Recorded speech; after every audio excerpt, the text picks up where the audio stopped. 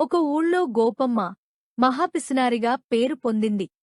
బాగా డబ్బున్నదైనా ఆమె తన కూతురు లక్ష్మికి కూడా పిసినారి చేష్టలు నేర్పించడం చూసి అందరూ బాధపడేవాళ్లు.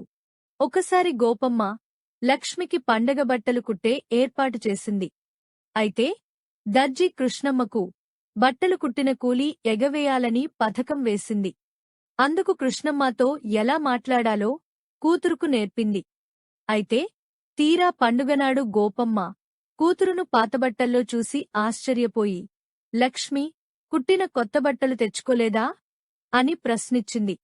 దర్జీ కృష్ణమ్మ, తన కూలీ డబ్బులు ఇవ్వందే కుట్టిన బట్టలు ఇవ్వనన్నది అని చెప్పింది. లక్ష్మి చిన్నపిల్ల డబ్బులు తీసుకొస్తే దారిలో పోగొట్టుకుంటుందని భయంతో అమ్మ కూలీ డబ్బులివ్వలేదని కృష్ణమ్మతో చెప్పలేదా అని అడిగింది గోపమ్మ కోపంగా.